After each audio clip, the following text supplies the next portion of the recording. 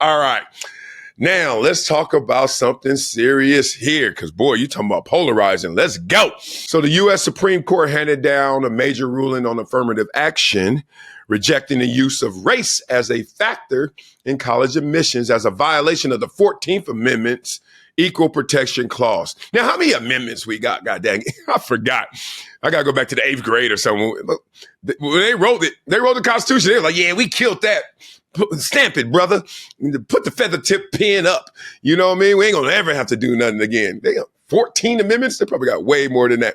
So in a 6-3 decision, Chief Justice John Roberts wrote in the majority opinion that, quote, a benefit to a student who overcame racial discrimination, for example, must be tied to that student's courage and determination. Okay, that makes sense, right? Like, I don't care where you are on this, and let's walk through this before you start jumping up and down, talking about my opinion is right.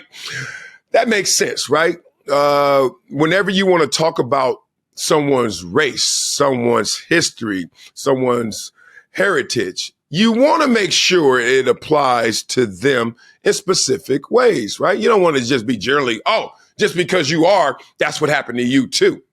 Catch me? Let's talk through it. So, or a benefit to a student whose heritage or culture motivated him or her to assume a leadership role or attain a particular goal must be tied to that student's unique ability to contribute to the university. In other words, the student must be treated based on his or her experiences as an individual, not on the basis of race. That's what the opinion says. Who has a problem with that? Raise your hand. Okay, I don't see any hands raised. Look, what he's trying to do is say, look, a lot of people are hiding behind their history in a good way or a bad way, right? In affirmative action, obviously, I think this all started with the Asian Americans basically saying that they're being held to a different standard than the Latino and Black students. They were saying specifically, if you could catch some on record, that the standards were lower for Latinos and Blacks, and Asian Americans being a minority. How come they didn't get the same standards, right? Why are they being held differently as Asian Americans, right? Interesting. That's a great point, right?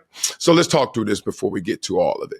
Many universities have far too long just done the opposite, as we know.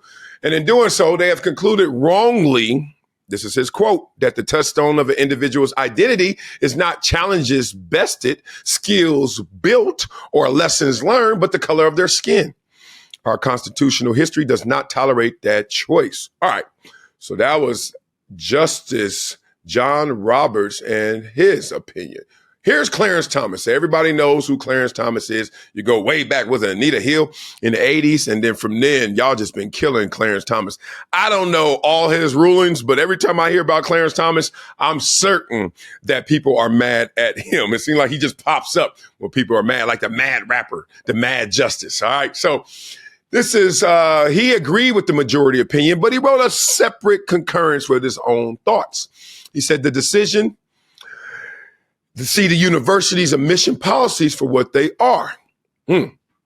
Rudderless, race-based preferences designed to ensure a particular racial mix in their entering classes. Those policies fly in the face of our colorblind Constitution and our nation's equality ideal. In short, they are plainly and boldly unconstitutional. While I am painfully aware of the social and economic ravages which have befallen my race and all who suffer discrimination, I hold out enduring hope that this country will live up to its principles so clearly enunciated in the Declaration of Independence and the Constitution of the United States, that all men are created equal, are equal citizens, and must be treated equally before the law. That's what Justice Clarence Thomas wrote. All right, enough with what they wrote. Now let's talk. In general, we're at a place like a chicken and egg concept where what goes first? And we know what came first. Slavery came first. We know what came from slavery, this social and economic gap and a head start for one and everyone else, especially when you talk about outside the white race, being in a different position, right? We get it. And there were staggerings, right? And the back, obviously, were Black Americans, African Americans, whatever you want to say and how you designate it. That said, Black people weren't the only people discriminated against, but we all know that the white race was the one in pole position. Okay. So if you look through American history, you can see Italians discriminated against. You can see many European countries and their races coming over here still being discriminated against, but not the same as the WASP, as they would say. Correct? We get it. All right. So now you're at a place where we're in 2023. And people are asking, and that's why this came to a head, the Asian Americans in college especially, are we going to continue to discriminate, right? And that was not going to erase the past discrimination. So when do we stop with affirmative action? Now, some would say affirmative action is not discriminatory. But then if you have to flip it, if you're bringing someone up without merit, if it's just to make sure you have the quota filled, if it's to make sure you're just giving out opportunities, even if not deemed qualified by all the criteria, by doing that mechanism, you're actually discriminating against others who are duly qualified. Frankly, if you're the one, no matter what your color is, qualified, you should be in consideration. And no one should be greater considered than you, right? But if they are, and they're not as qualified, you will feel discrimination. Please separate the word discrimination from applying it to one group. In this case, it's not just one group.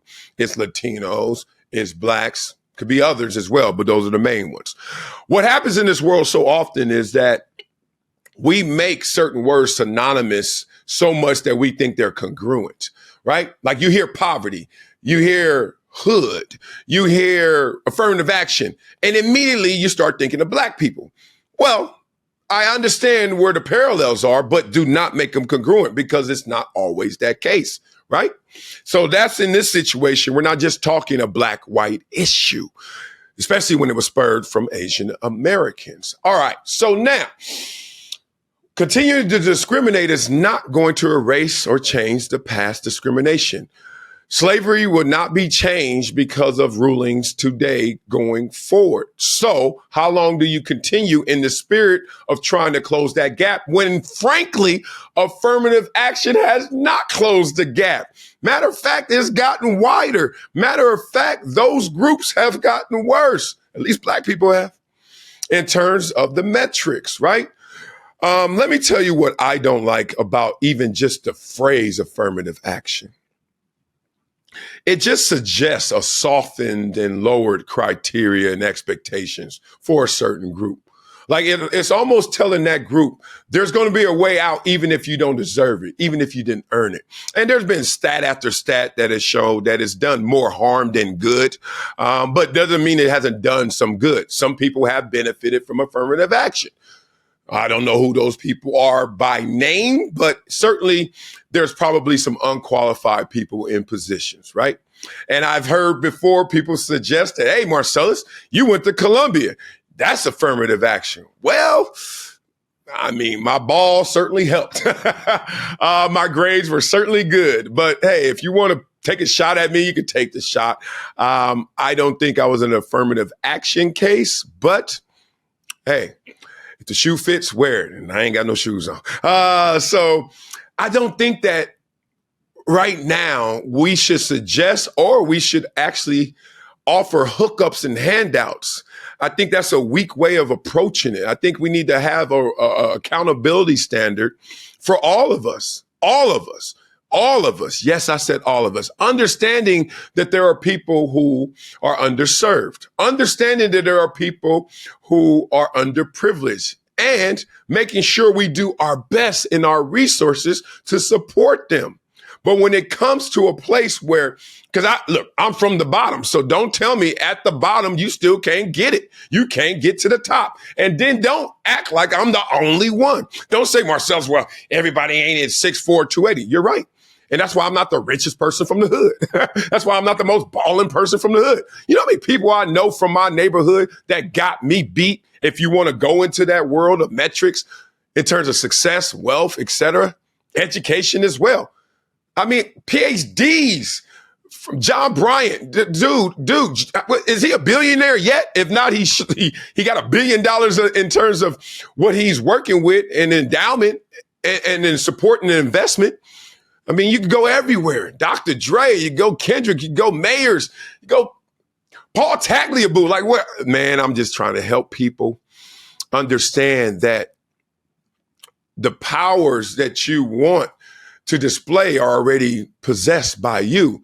We just got to activate them. And different cultures activate them in different ways, right? So I just look at affirmative action like it wasn't working.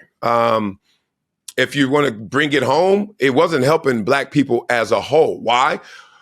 You could go out there and be one of these people that just is a historian, a purist, right? Or you could be a panderer. I see them both online right now, 400 years ago of slavery, purist, historian, right? Or you go to Wagner Act of 1935 or the Civil Rights Act of 1964. Harvard implemented this in 1978. You can say all those dates. But at the same time, the spirit is being lost because all we're going to do is keep repeating dates. Then it's going to be a time where we say in 2023. But when you have your one shot in this world, your one shot at living and taking the lap around this world to go get it, are you going to go get it? I really want to put that onus on us, every single human being out there, to go get it. If you want it, go get it. If it is to be, it is up to me.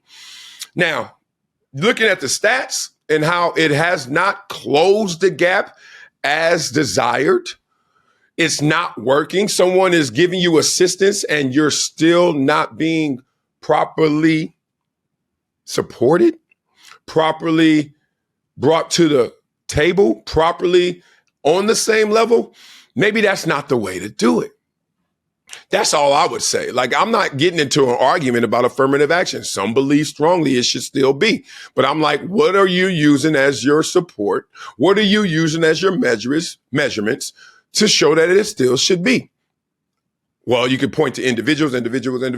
Okay. Well, then without affirmative action, you're going to be able to point to individuals.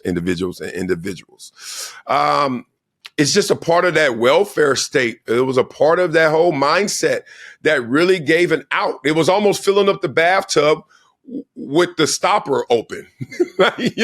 Water's going out, water's going in. We're helping, affirmative action. And then we're just seeing it not accumulate, not close the gap, not make it an even playing field. So I look at it all in its totality, and the plight of my people, the plight of any ethnicity will not be the cover going forward in universities to protect you and to give you opportunities that the individual, you, the applicant, may not deserve. If you don't like that, then basically you're probably saying you don't want to be measured on your own merits. And if you can say that and swallow that, woo, good luck to you, big dog. This world is going to have fun with you. So do you guys agree with the result of the affirmative action ruling? Like, I'm not right. This is just my opinion that I think is right. If you think it's something different, hit me in them comments and let me know different. Do you think racial discrimination will become a larger issue in admissions going forward? You think all the student candidates will be weighed equally? Yeah, that's the toughest part. There's two things that's tough about this. One, I read that the military is still going to be able to have affirmative action. I was like, yeah, when they go into war, they use you up, minorities. They have put us out there then. But how do you go into a consideration process where you got all these applicants, and at a certain point, you're going to have at least multiples that are equally qualified? What's going to be the determining factor, right? You're going to have 5 4.0s and 5 1600 SATs, if they still even do that now, whatever the hell. You're going to have 5 that do extracurricular. You're going to have 5 that are equally measured, it seems like. All the boxes, same boxes checked. then what? You're gonna know their race, right? Oh man, it's just gonna be a lot. But my bottom line issue is I don't need handouts. Marcellus Vernon Wiley, yes, me. I don't need handouts. I don't need hookups. I don't need that. I need an opportunity. And the opportunities are there for all of us to go get it. Let's go get it.